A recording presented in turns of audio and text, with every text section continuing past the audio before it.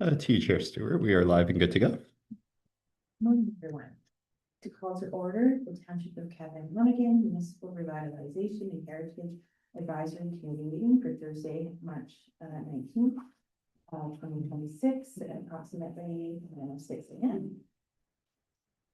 We respectfully acknowledge that the Township of Cavan Monaghan is located on the Treaty 20 Michi-Salpy territory in the traditional territory of the Michi-Salpy and Nishek. We offer our gratitude to First Nations for their care for and teachings about these lands. May we honor these teachings. In front of you, you have the agenda for today, circulated last week. If you can take a moment to look through, and assuming you may have had a chance to look through when it was circulated, unless there's any issues, if we can have a movement to the agenda.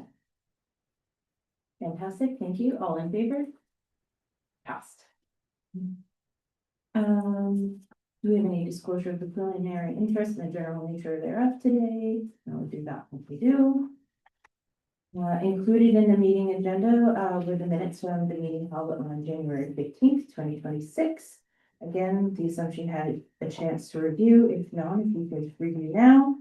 I'm ready if we can have a motion to pass those minutes. I can have a motion and a second to it. Nancy, thank you. All in favor? Passed. Great. Thank you. Moving on to our general business. Item 6.1 for today is Old Millbrook School. We have Kyle Phillips here to give us an update on renovations. I'll hand it over to you, Kyle. Thank you, Chair. It's just really high level. I don't have any pictures or anything today because hopefully we'll be inviting you to an event there. And I think April, maybe we're shooting for now. I'm not quite sure. It's for kind of a not grand reopening, but an event to take a look at everything and a few other things going on there. We have more than completed our scope of what the original project included, because we did go ahead and do the lighting, because we have quite a bit of money left over. Surprisingly, a lot of things came in under budget. Very surprising considering the grant was applied for 5 years ago. Roofing, a bunch of things like that. The flooring we end up replacing, that came over budget. But so today, flooring is all done, looks great. I don't know if anybody's had a chance to go in there. We've done some bunch of shoe molding around the flooring that was just missing, it has huge gaps, so we put in some new molding there. That looks fantastic. We did the repair in the stair. That all got completed. That was a big job. We had to build a floor, put scaffolding on top of that to reach the ceiling. One thing to note there is we didn't do lap and plaster because the plaster has been all drywalled over it. We actually did drywall to match it in. So what was happening there was the strapping was actually pulling off of the structural component above. All the nails were actually pulling off. So there's a sag in there of about 4 inches. Somehow the nails were still holding it in. So that's all done. Looks great. We went ahead and did the lighting. Because we had more than enough money for it, and I think it's probably my favorite part of this project so far, because now all the lighting matches.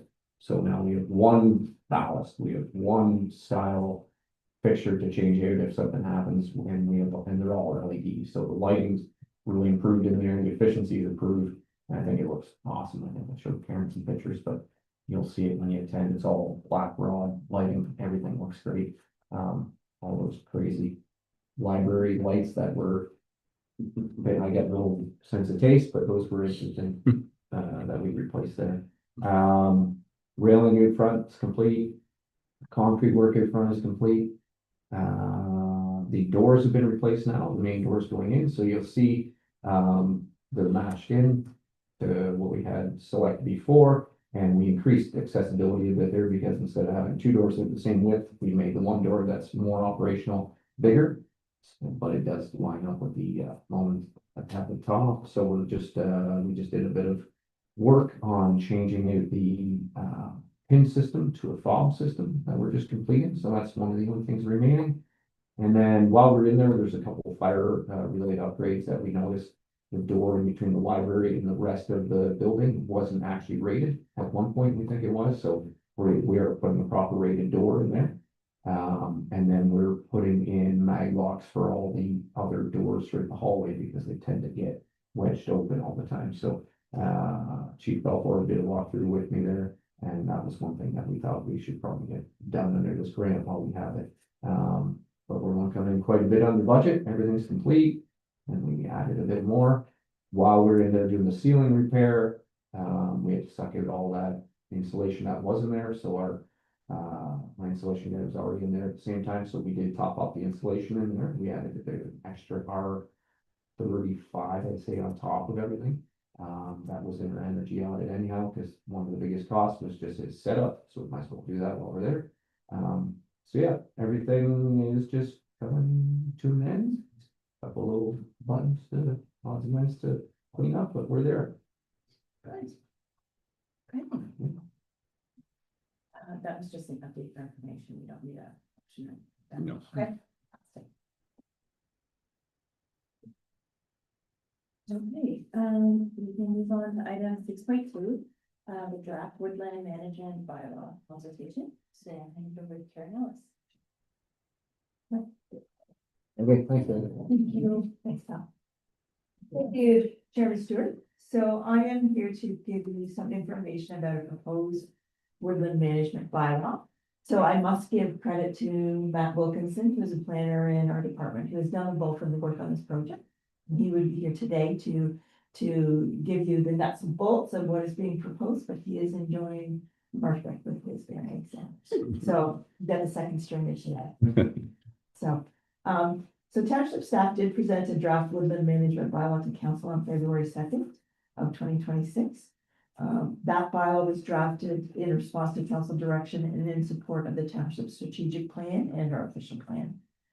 So we are seeking community feedback on the draft bylaw. And so at this moment in time, we have scheduled an open house for Wednesday, April the 1st from 3 p.m. to 6 p.m. at the municipal office. So it will occur in the council chambers here. There will be a presentation at 3:30 and I think at 5 o'clock as well. A short presentation just to give an oral presentation about what is happening. There will also be information boards, so it's not mandatory that people be here for the presentation.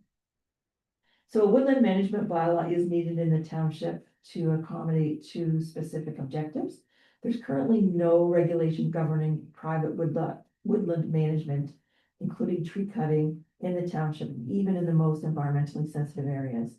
The draft bylaw was developed to guide responsible tree cutting, protect sensitive natural areas, and to support sustainable forest management. So the bylaw really aims to support our strategic plan and our official plan, promote reforestation and healthy woodland growth in environmentally sensitive areas, permit tree cutting under controlled and environmentally responsible conditions, and regulate clear cutting practices. So as drafted, a woodland management permit is required for healthy trees only, and it's only required when there's clusters of 5 or more trees within a mapped sensitive natural area, and they're more than 15 centimeters or 6 inches in diameter. So there are parameters around when you need a permit. You also would need a permit for any clear cutting activities. So a permit is not required for cutting trees if they're dead, diseased, hazardous, or invasive. If the tree cutting is part of a normal farm practice or your own use, like if you're cutting for firewood, or if you're clearing land so you can grow crops. If your cutting is part of an approved forest management plan, and agencies such as the Conservation Authority, Hydro One, they're exempt from the requirement for a permit.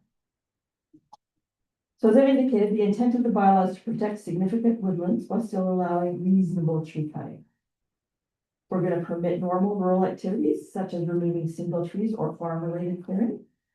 We're going to regulate clear cutting, being the removal of an area of trees over 0.2 hectares or half an acre. And we're going to protect significant community trees designated for cultural, historical, or natural importance. And to the best of my knowledge, we don't have any trees designated at this point in time, but that's not to say that we won't in the future. So significant community trees can be designated, and they may be designated significant if the tree is notable in size, age, beauty, rarity, form, or other defining feature.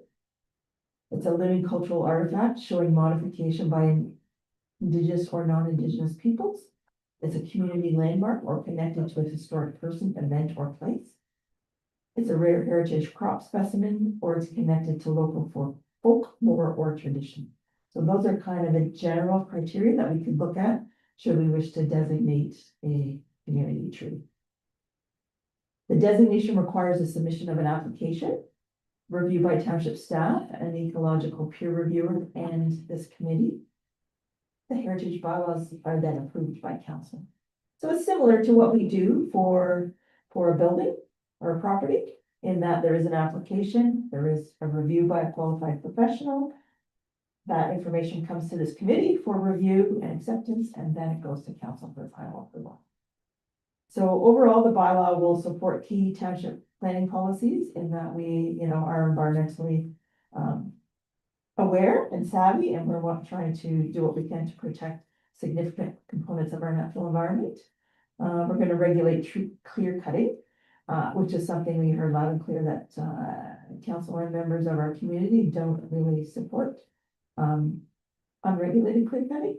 And we're going to allow typical rural and agricultural activities to continue unhindered. So you don't need a permit if you're just cutting down one tree on your residential lot. It's just certain situations. So that is what is happening with the draft bylaw. And as I said, you're all welcome to come, and members of the community are welcome to come, and we hope they do, to provide feedback to the draft bylaw. Once we get that feedback, staff will review it, make any changes that we think are required to the draft bylaw, and then we'll present it back to council for their review and consideration. So if you have any questions, I'm happy to. I just had a question. Have we seen a lot of like clear cutting, like that example, or in this township, or were we just replying something from maybe we've seen it elsewhere?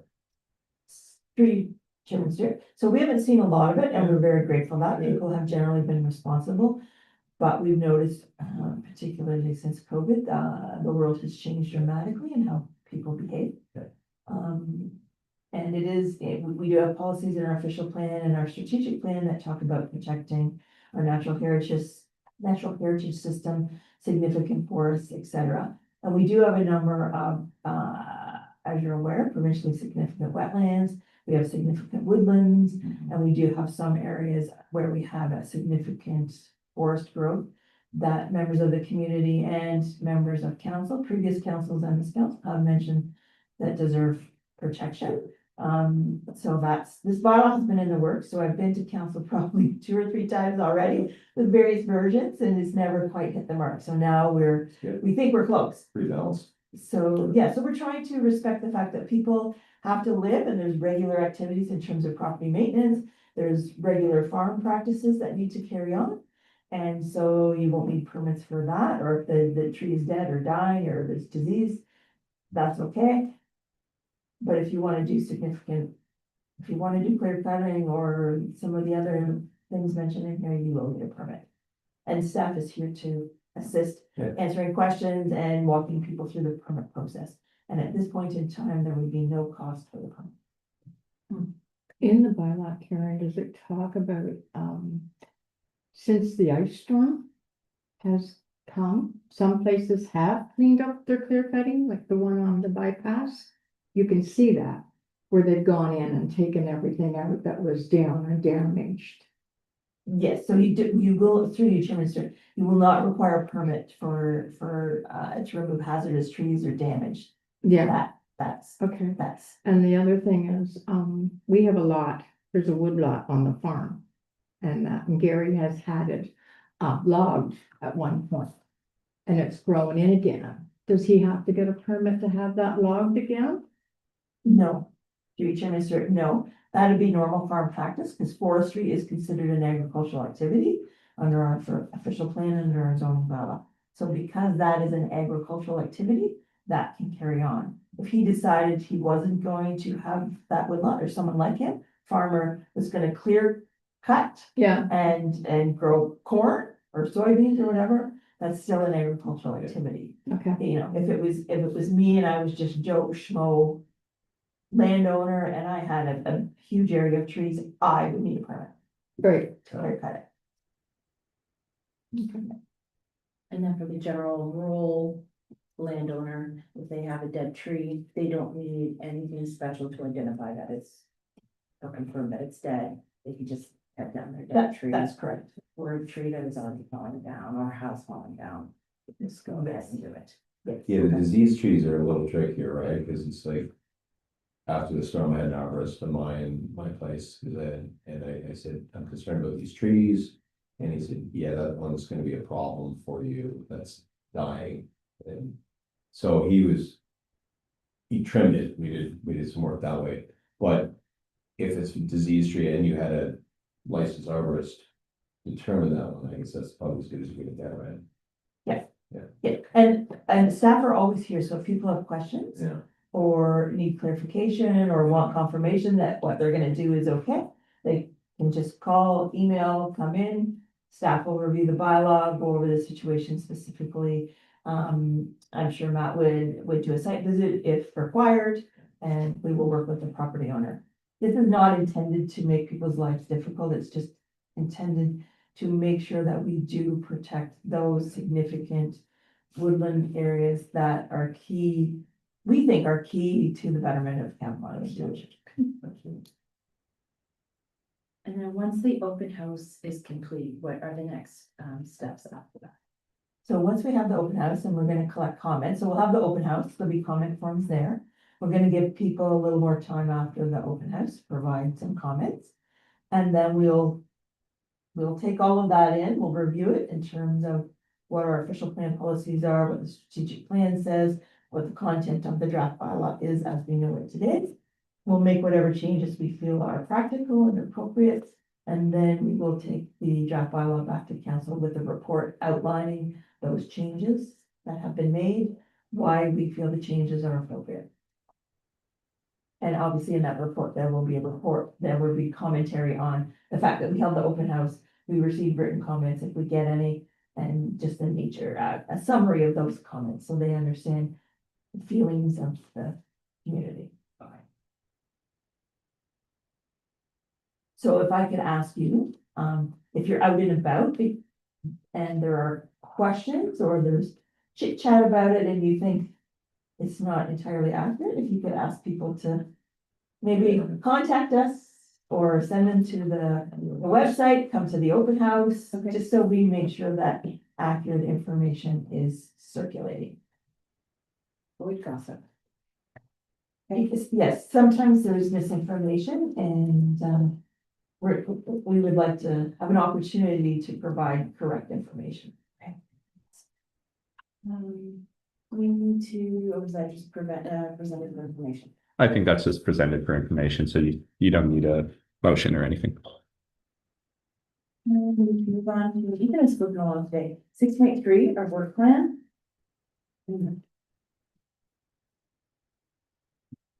Okay. So we can, we start right at the top. Oh. Oh, sorry. No, Councillor Edgerton, I think you got a copy of my minutes there. I was wondering where they went. These are for the chair to sign.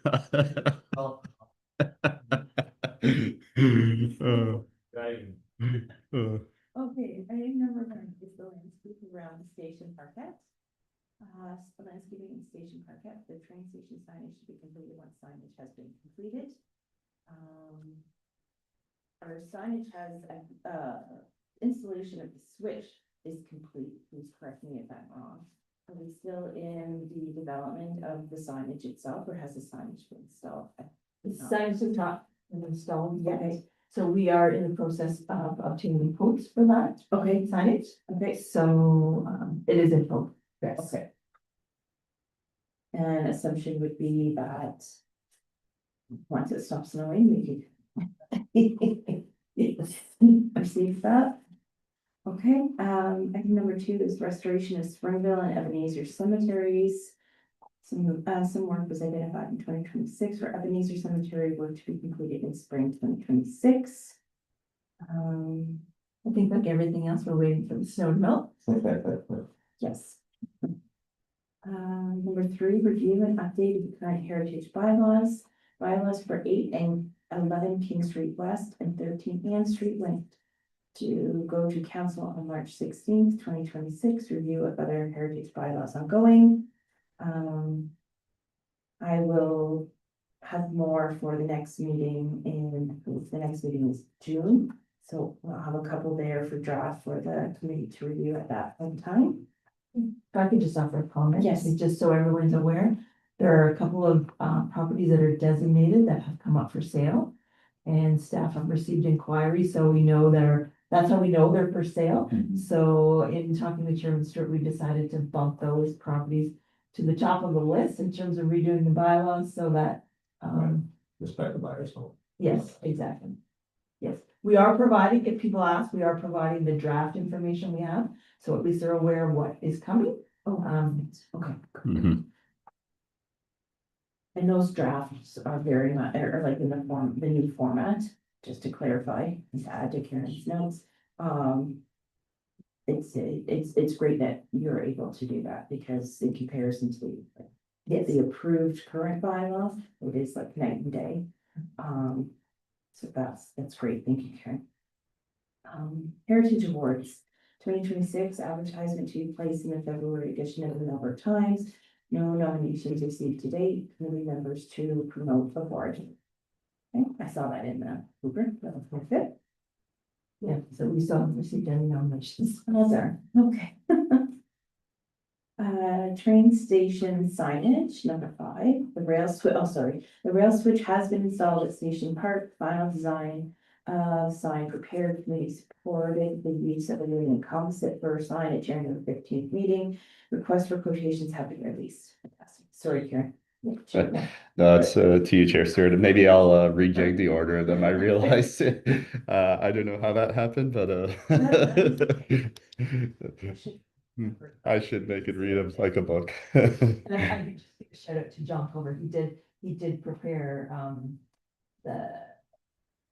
the parameters for the quote, so he did do a lot of work and he did provide that to staff, so Okay, that is really to get a quote. we will thank John today, and then this is again when we see him in person. Yeah.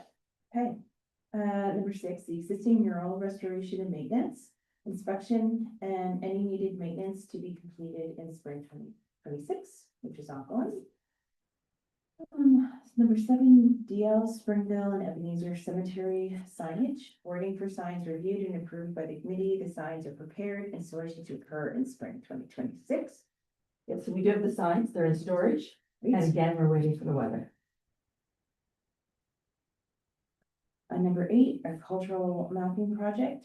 Work is ongoing. Summer student has completed the documentation of heritage property inventory in 2025. Final review by senior staff ongoing. Sorry, if we could just go back to number 8. Correct me if I'm wrong. Was there one property that was identified that had that would be a good property for designation? Yes, we're in contact with Danvers. Yeah, but I believe development there. Okay, But it's something maybe you want to talk about. okay. Number 9, wood on wayfinding signage policy. Here is underway on the policy. Springville Church artifacts. Stained glass window to be donated to Centerville Church for storage and display. Decisions required for other artifacts. And again, this one is gonna sit there for a while until MTO gives us notice that demolition is to occur.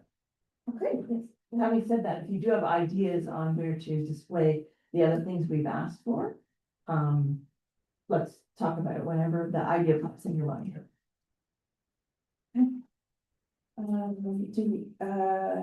Do we need a motion for the work plan? Yeah, just to receive the updates to the work plan, even if there is, yeah. Since we received the work plan as just previously discussed. Great, thank you. Seconded, Nancy, all in favor? Passed. Thank you very much. Okay, so that comes to the end of our agenda today. So, last item is adjournment. We can conclude the meeting. I can have a motion. Secondary, Nancy, thank you. All in favor? Meeting adjourned.